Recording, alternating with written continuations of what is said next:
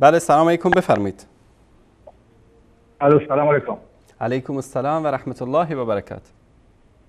استاد بزرگوار و بودشکن قهر، سلام. خوبی الحمدلله. سلامت باشید. خودتون رو معرفی می‌فرمایید، از کجا زنگ میزنید؟ جناب استاد، من ابوالفضلم از ایران مزاحمتون میشم. خیلی مشتاق بودم از خیلی وقت پیش که باتون تماس بگیرم، ولی کم سعادتی از ما بود که به هر حال نشد با شما تماس بگیریم. از که سلامت باشید. حتی شلوغ بود و سلامت باشید. امروز دیگه به هر حال یه سعادتی بود که ما تونستیم با شما همکلام بشیم جناب استاد انصاری. سلامت باشید برادر عزیز و بزرگوار. تشکر از تماس شما.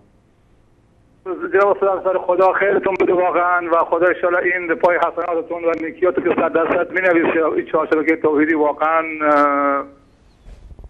به هر حال میخوام حرف صداقت بدم. واقعا یعنی مردم دارن روشن میکنن حقایق دین که برملا شده بود که ما خود اهل سنت هم نمیدونستیم. واقعا داریم چیزایی به هر حال از شما یاد گرفتیم که واقعا وقتی به گذشتهمون فکر میکنیم داریم شرم میکنیم. خدا وکیل دارم میگم و قسم میخورم به ما و درسته و به خاطری که خیلی مشکلات تو ایران بود و تلویزیون‌های ایران و شبکه ایران همش از شرک و از بت پرستی و قبر پرستی و زیارت و تعویض و نمیدونم چی صحبت میکردن. دیگه متاسفانه یکی خیلی معذرت میخوام، توبه میکنم. الله داشت تو جامعه ایرانی به باد فراموشی سپرده میشه جناب انصاری.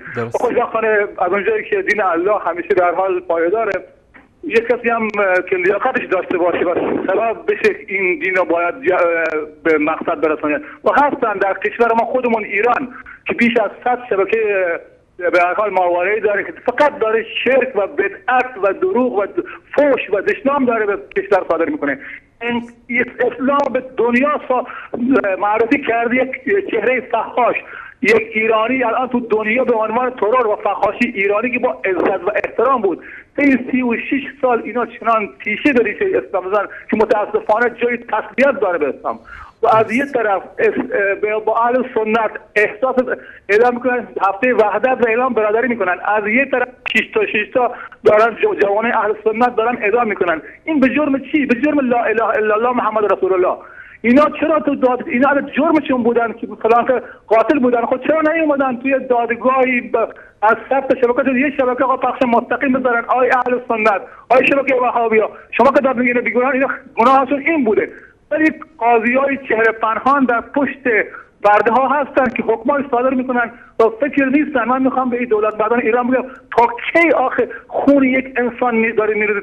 این هم سر سال عیدی به اهل سنت دادن که همه مردم اهل سنت عزادار کردن تو ایران.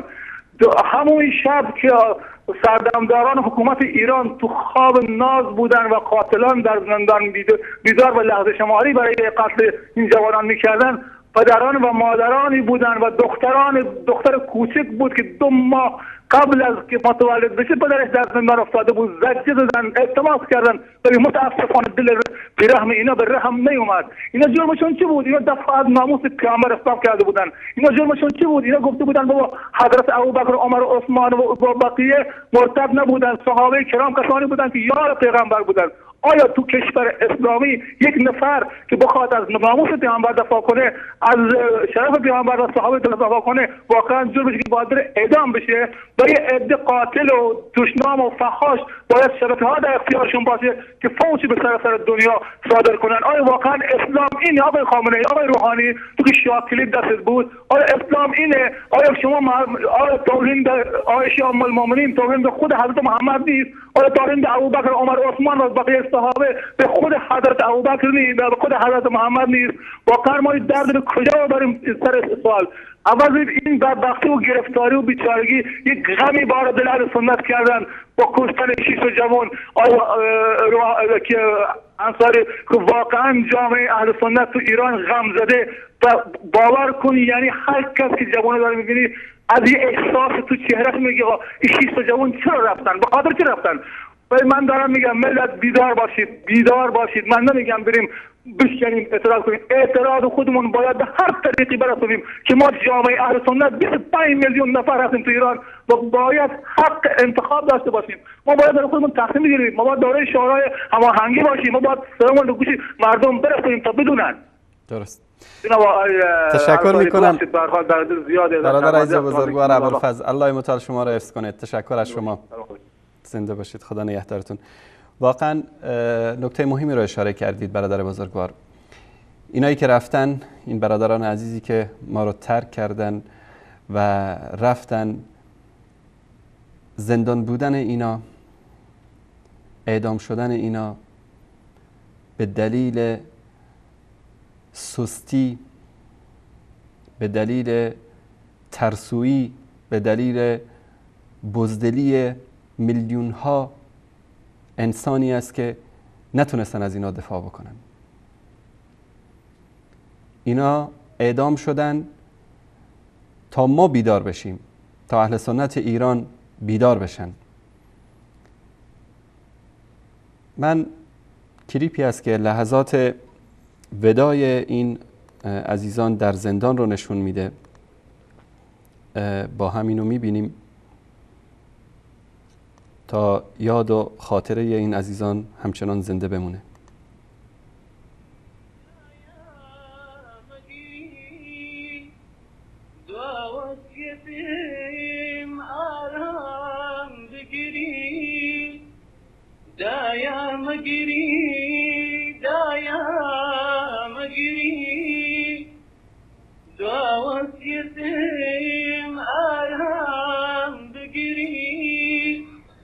جانم بخشی لفين أوخا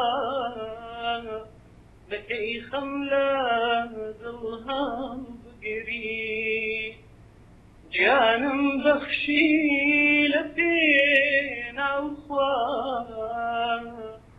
بكي خملة ظلها بقري رولا بيتو تالاشينم